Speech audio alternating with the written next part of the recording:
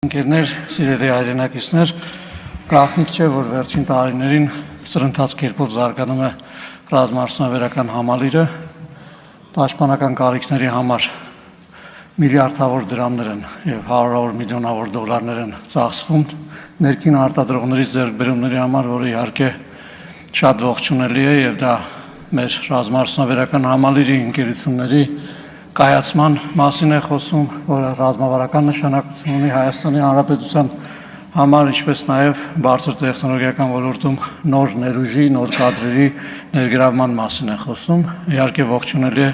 նախարարության ջանքերը այս բոլոր նախաձեռնությունները ուղղված են այդ աճը ապահովելուն։ Ես ուզում եմ ընդհանրապես մի մտահոգությամբ կիսվել եւ առիթը օգտագործել այս հարցը բարձրացնել ուշադրության համար։ Ես ցանկանում եմ առաջարկել, որպեսզի մենք ներքին գնումների, այսինքն ռազմական նշանակության ապրանքների ներքին գնումների համար որոշակի քվոտաների սահմանման հարց քննարկենք, կախված պաշտպանական ծախսերի հետ, այսինքն առաջարկում եմ, որպեսզի ներմուծում եւ ներքին արտադրություն համամասնությունների մեջ փորձենք օրենսդրական այնպիսի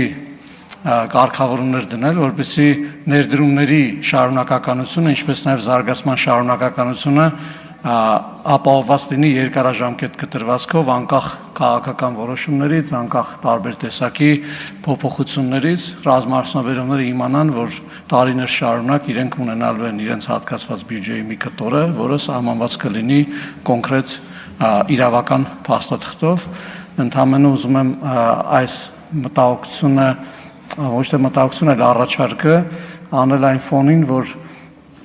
իհարկե գիտենք, որ արտադրության մեջ ներդրումներ անելու ռիսկը այն է, որ ինչ որ պահի կարող են այդ պատվերները օրինակ չկրկնվել տարբեր պատճառներից ելնելով, եւ այս առումով իհարկե արտահանման պրոցեդուրաները նույնպես շատ կարեւոր են, բայց նաեւ ներքին գնումների որոշումների ընդունումներն են շատ կարեւոր։ Սա ուզում եմ քննարկման առարկա դարձնել, պարոն նախարար, շնորհակալություն։